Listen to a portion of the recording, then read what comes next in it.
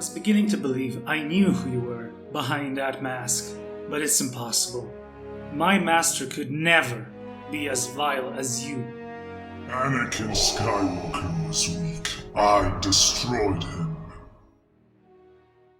Okay, so before we start, I just wanted to say, this fanfiction was not easy to get right. First, I had to settle on the specific timeline in which it occurs. I couldn't place it between Episode 3 and Rebels, simply because in Rebels, Ahsoka is not aware that Vader is Anakin.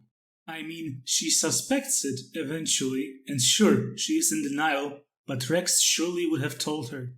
So, if Rex met Vader before Twilight of the Apprentice, and found out that Anakin is Vader, it just would not make logical sense.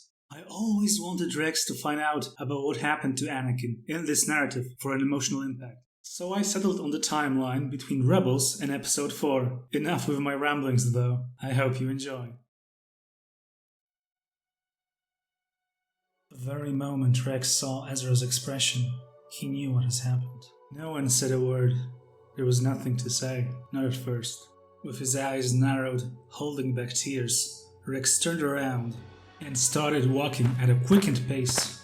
He wasn't thinking at this point, he just needed to get away from everyone. "Rex, wait!" Ezra shouted. Rex did not have it in him to face anyone right now. Luckily, Lasad Gerazeb Aurelius interrupted young Ezra Bridger. "Let him be, kid." Rex kept on walking. The chopper base wasn't very big, so it didn't take him long to reach his private quarters. He closed the doors and sat on his bunk bed.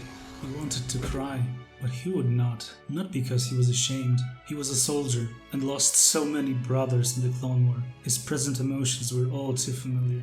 Tears were beyond him at this point. And so he sat, alone with his thoughts, entrapped. So many memories passed through. He remembered. An hour or so passed. Time mattered little to him now, though these last few moments felt like an eternity. The room's buzzer hummed, and he quickly got up, only saying, "Enter."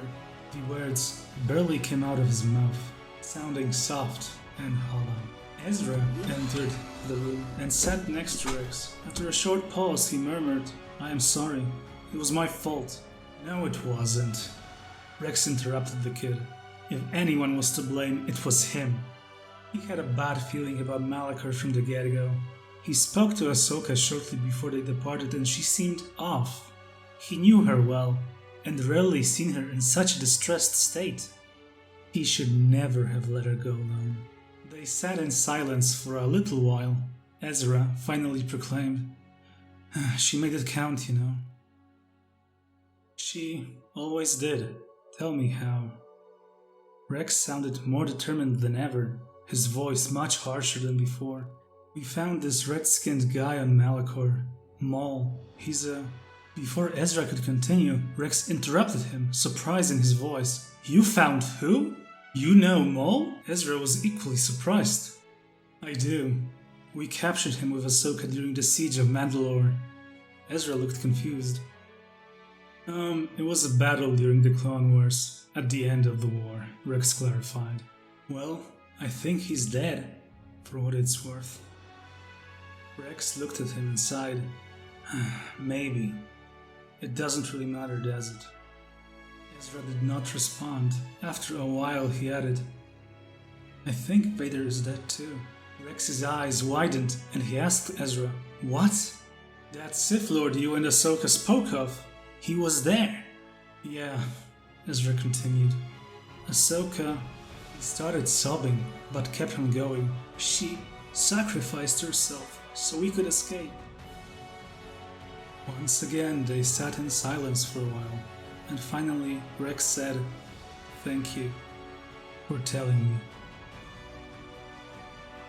Rex knew that his mission was failing, and that by now Malachor was probably crawling with Imperials. He had no choice though. No one was with him and no one knew about what he was about to do.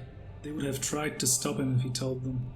As he entered the Shoreland sector, he braced himself for the ship's comms to Vaz. He was prepared. He knew all the Imperial protocols. Heck, he invented some of them. Nothing though. The comms remained silent. Strange, he thought. No matter, he began a descent into Malakor's atmosphere. The planet was barren and lifeless, with nothing of significance in sight. Rex entered the coordinates that he obtained from the Phantom, and quickly noticed something. A TIE fighter was soaring above, on an autopilot from the looks of it. The Imperials were here after all. Just below the ship, there seemed to be an opening in the ground. He steered the ship into it and saw an enormous structure below. No sunlight coming through. He could barely see anything. He had no choice. He had to settle the ship down. Rex approached the structure on foot. Corpses seemed to be everywhere, most of them ancient, but not all. He saw a carcass of an unknown creature. He carefully approached it. Inspecting the dismantled body, he'd recognize it anywhere, a lightsaber cut. Could it be? Could Ahsoka be alive? He dared not to hope, but kept on walking towards the enormous structure. Ezra told Rex that upon their escape, a massive explosion engulfed the entire temple. Now he could make out chunks of the said structure scattered everywhere. Suddenly, he felt an enormous pain in his left arm, something gnawing at his armor. He pulled his already unholstered blaster pistol as quickly as he could, firing a deadly volley at the attacker. The creature let out a howl that sent shivers down his spine, and shortly thereafter gasped, falling where it stood. A few seconds later, Rex could make out at least a dozen such creatures rushing at him. He braced himself. There was no way he could take them all down. This is it, he thought. And then, something unimaginable happened. All the creatures got lifted off of the ground. Without thinking, he kept on blasting, using the situation to his advantage. Smoldering corpses laid everywhere. And then, he froze. A dark figure stood in front of him, motionless, clad in a black suit. The figure's helmet seemed to have been damaged, sliced near the eye socket. Rex could not believe his eyes.